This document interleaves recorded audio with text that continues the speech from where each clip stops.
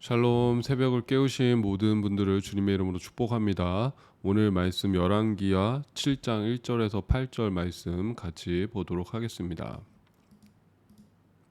엘리사가 이르되 여호와의 말씀을 들을지어다. 여호와께서 이르시되 내일 이맘때에 사마리아 성문에서 고운 밀가루 한 스아를 한 세겔로 매매하고 보리 두 스아를 한 세겔로 매매하리라 하셨느니라. 그때 왕이 그의 손에 의지하는 자 곧 한 장관이 하나님의 사람에게 대답하여 이르되 여호와께서 하늘의 창을 내신들 어찌 이런 일이 있으리요 하더라. 엘리사가 이르되 내가 내 눈으로 보리라. 그러나 그것을 먹지는 못하리라 하니라. 성문 어귀에 나병한 자 네 사람이 있더니 그 친구에게 서로 말하되 우리가 어찌하여 여기 앉아서 죽기를 기다리랴. 만일 우리가 성읍으로 가자고 말한다면 성읍에는 굶주림이 있으니 우리가 거기서 죽을 것이요 만일 우리가 여기서 머무르면 역시 우리가 죽을 것이라. 그런즉 우리가 가서 아람 군대에게 항복하자. 그들이 우리를 살려두면 살 것이요 우리를 죽이면 죽을 것이라 하고 지고 가서 감추니라. 아람 진으로 가려 하여 해질 무렵에 일어나 아람 진영 끝에 이르러서 본즉 그곳에 한 사람도 없으니 이는 주께서 아람 군대로 병거 소리와 말소리와 큰 군대의 소리를 듣게 하셨으므로 아람 사람이 서로 말하기를 이스라엘 왕이 우리를 치려하여 햇사람의 왕들과 애굽 왕들에게 값을 주고 그들을 우리에게 오게 하였다 하고 해질 무렵에 일어나서 도망하되 그 장막과 말과 나귀를 버리고 진영을 그대로 두고 목숨을 위하여 도망하였습니다. 그 나병 환자들이 진영 끝에 이르자 한 장막에 들어가서 먹고 마시고 거기서 은과 금과 의복을 가지고 가서 감추고 다시 와서 다른 장막에 들어가 거기서도 가지고 가서 감추니라. 아멘. 네, 우리가 어제 말씀을 통해서 이 아람 군대가 사마리아 성읍을 포위함으로 인해서 이 사마리아 성읍이 피폐해지는 것을 함께 보았습니다. 낙타 머리와 비둘기 똥은 평소에는 음식 취급도 못 받는 것이죠. 쓰레기처럼 버려지는 것들이고 또 먹을 수도 없고 먹어서도 안 되는 그런 것들인데 그 낙타 머리와 비둘기 똥도 돈이 없어서 못 구하는 그런 사정이 되었습니다. 뭐 낙타 머리가 은 80세겔에 그렇게 팔리는 것이었고 또 비둘기 똥도 뭐 비둘기 똥 4분의 1값이 은 5세겔에 지금 팔리는 그런 상황이지 않았습니까? 말도 안 되는 상황인 것이죠. 그리고 또 그것뿐만이 아니라 사람을 먹는 그런 식인 행위를 할 정도로 이 사마리아 성읍이 굶주리고 지금 피폐해 있고 깊은 절망 속에 있다라는 것을 우리가 어제 말씀을 통해서 확인을 했습니다. 이에 북이스라엘 왕은 엘리사에게 사람을 보내서 그 엘리사를 잡아서 사형에 처하려고 합니다. 그러니까 엘리사한테 모든 책임을 전가하려고 하는 것이죠. 어제 말씀드렸던 대로 엘리사를 잡는다라는 것은 곧 엘리사를 섬기는 그 하나님에 대한 원망과 분노의 표시였죠. 지금 우리가 이렇게 힘들고 괴로운 것이 모두 다 하나님의 탓이다. 하나님께 모든 그 원인을 돌리는 그런 모습을 보았습니다. 참 말도 안 되는 그런 것이죠. 뭐 하나님이 이 일을 일으키신 것도 아니고 또 굳이 원인을 따지자면은 지금 북이스라엘의 영적인 문제가 또 원인이 되는 것 아니겠습니까? 그리고 뭐 그 악의 문제인 것이죠. 또 아람이라는 그 악함이 얼마나 집요하게 이 북이스라엘을 망하게 하려고 하는가. 이제 사실 그런 관점으로 보아야 되는 것인데 이 북이스라엘 왕은 이 모든 것의 원인을 이제 하나님께로 돌리고 있는 것이죠. 근데 중요한 것은 뭐냐면은 어쨌든 엘리사를 찾아갔을 때 이 엘리사가 오히려 구원의 메시지를 선포하게 되는 것을 볼 수가 있습니다. 그래서 1절 말씀 보면은 7장 1절입니다. 엘리사가 이르되 여호와의 말씀을 들을지어다. 여호와께서 이르시되 내일 이맘때에 사마리아 성문에서 고운 밀가루 한 스아를 한 세겔로 매매하고 보리 두 스아를 한 세겔로 매매하리라 하셨느니라. 밀가루와 보리 식량이 이제 내일이면은 정상적으로 유통된다. 그러니까 이게 모든 상황이 다 좋아지고 모든 것이 정상화되고 될 것이다라는 그런 메시지를 지금 선포하고 있습니다. 하나님께서 이 성읍을 구원할 것이다라는 메시지를 준 것이죠. 제가 그런 말씀을 드렸습니다. 엘리야 이름의 뜻은 여호와가 하나님이시다라는 뜻이고 엘리사 이름의 뜻은 하나님은 구원이시다라는 그런 뜻인데, 그런 것처럼 이 엘리사의 사역은 하나님의 구원 사역에 초점이 맞춰져 있다. 그래서 하나님께서 지금 이 망해가고 있는 사마리아 성읍을 어쨌든 구원하실 것이다라는 그 메시지를 지금 엘리사를 통해서 전해주고 있습니다. 저는 참 그래서 이 모습을 보면서 그런 참 의미를 발견합니다. 엘리사를 죽이러 간 거잖아요. 또 잡아 죽여야지. 이거 모든 거 다 엘리사 때문이야. 뭔가 이 희생 제물이 필요하지 않습니까? 내 분노를 표출할 수 있고 내 분노를 뒤집어 씌울 수 있는 뭔가가 필요한 거 아니에요? 그 타겟이 엘리사가 돼서 엘리사를 잡으러 온 것인데, 이 엘리사는 오히려 구원의 메시지를 선포하고 있다라는 것이죠. 여러분 어떤 의미를 좀 발견하십니까? 저는 그런 것 같아요. 어쨌든 하나님 찾으면은 산다. 분노의 마음이든 원망의 마음이든 내가 탓할 사람이 필요해서 찾아왔든 뭐 요새는 그런 말도 있지 않습니까? 감정 쓰레기통이라고. 내 이 지금 내 이 화나고 억울하고 분노한 그 감정을 쓰레기통처럼 누군가에게 버릴 사람이 필요하다. 그래서 뭐 엄마가 내 감정 쓰레기통이 될 때가 있고, 또 뭐 자녀가 내 감정 쓰레기통이 될 때가 있고, 또 뭐 형제 자매가 또 친구가 뭐 아내나 남편이 감정 쓰레기통이 될 때가 있잖아요. 그래서 사실 그게 별로 좋은 게 아니에요. 누군가를 나의 감정 쓰레기통 삼는다라는 것이 이게 굉장히 좋은 것이 아닙니다. 이게 절대 좋은 것이 아니고 이 굉장히 또 나쁜 것이고, 이 좋은 사람과의 관계를 굉장히 망치는 그런 이제 모습이 이제 누군가를 나의 감정 쓰레기통 삼는 것이죠. 근데 참 이 하나님 앞에서는 내가 나오면은 어떤 감정을 가지고 나왔던지 하나님 앞에 나오면은 하나님은 거기서 살 길을 보여주시는 것 같아요. 제가 예전에 그 어떤 선교사님이 있는데, 이분이 이제 굉장히 어린 시절도 힘들었고 뭐 군대도 힘들었고 너무너무 가정 환경도 힘들고 굉장히 어렵게 보냈는데, 어느 날 이 교회 가가지고 내가 진짜 죽어야겠다. 근데 죽기 직전에 어렸을 때 내 주일학교 다녔었는데, 내가 한번 그때 음성으로 들었던, 그때 이제 메시지를 들었던, 설교 때 들었던 그 하나님을 내가 한번 찾아봐야겠다. 그래가지고 교회에 들어가가지고 하나님 삼위일체 하나님, 하나님 아버지 하나님, 또 뭡니까 예수님, 성령 하나님, 그렇게 삼위일체 하나님이란 걸 들어가지고 막 기도를 했대요. 뭐 하씨 그러고 기도하고 성씨 그러고 기도하고 예씨 그러면서, 이게 도대체 당신이 살아 있으면은 내 인생이 어떻게 이럴 수 있느냐. 근데 그렇게 하씨 성씨 예씨 찾으면서 기도하는데 거기서 이제 하나님을 만나고, 그 다음에 이 하나님이 자신의 삶을 변화시키죠. 그래서 나중에 영어 강사까지 하시는 거, 그래서 교회 와서 제가 간증하는 거를 들었습니다. 그러니까 어쨌든 간에 하나님 앞에 나아가서 하나님께 부르짖으면, 하나님을 찾으면 하나님은 외면하지 않고 이 구원의 길을 보여주시죠. 갈 길을 보여주시고 또 우리가 행할 바를 알려주시는 그런 주님인 줄로 믿습니다. 근데 우리가 보면은 또 이런 일에 꼭 초를 치는 사람이 있어요. 2절 보면은 그때 왕이 그의 손에 의지하는 자 곧 한 장관이 하나님의 사람에게 대답하여 이르되 여호와께서 하늘에 창을 내신들 어찌 이런 일이 있으리요 하더라. 지금 이 사람이 뭐라고 합니까? 하늘의 창이 열린다고 할지라도 과연 지금 이 상황이 변하겠느냐? 어떻게 하루아침에 지금 이 모든 상황이 나아지겠느냐? 그 얘기를 하는 것이죠.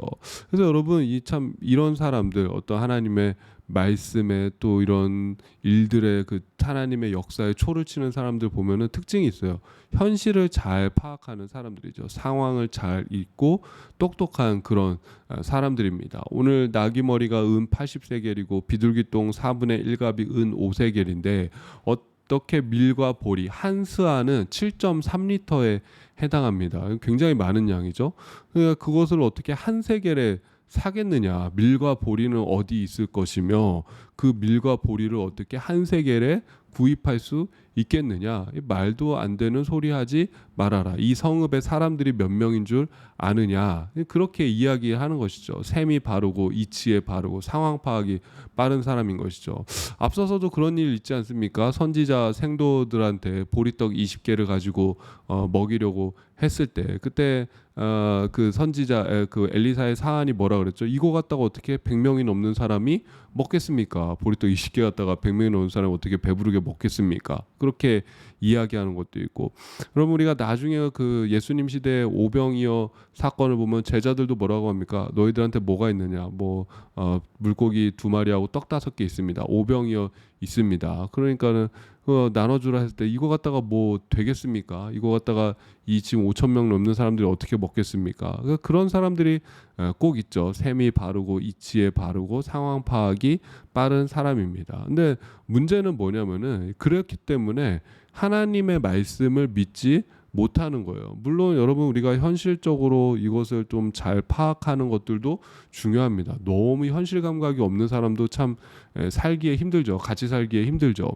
그러나 내 현실이 믿음보다 앞서서는 안 될 때가 있습니다. 하나님이 말씀해 주시고 또 때로는 믿음에 좀 도전을 해야 될 필요도 있고 또 하나님의 마음 주시고 말씀 주신다 하면은 믿고 행해야 될 때도 있다라는 것이죠. 또 이런 문제들 앞에서는 이 사실은 우리나라 속담에 있지 않습니까? 이 가만히 있으면 중간이라도 간다. 그러니까 내가 믿지 못하면은 이 그냥 가만히라도 있으면 되는데 거기서 말도 안 되는 소리 하지 말아라. 너 사기치지 말아라. 거짓말하지 말아라라고 하니까는 이제 보기는 보아도 누리지 못하는 그런 참 안타까운 상황이 발생하는 것이죠. 그래서 2절 후반절 보면은 엘리사가 뭐라고 말합니까? 엘리사가 이르되 내가 내 눈으로 보리라. 그러나 그것을 먹지는 못하리라 하니라.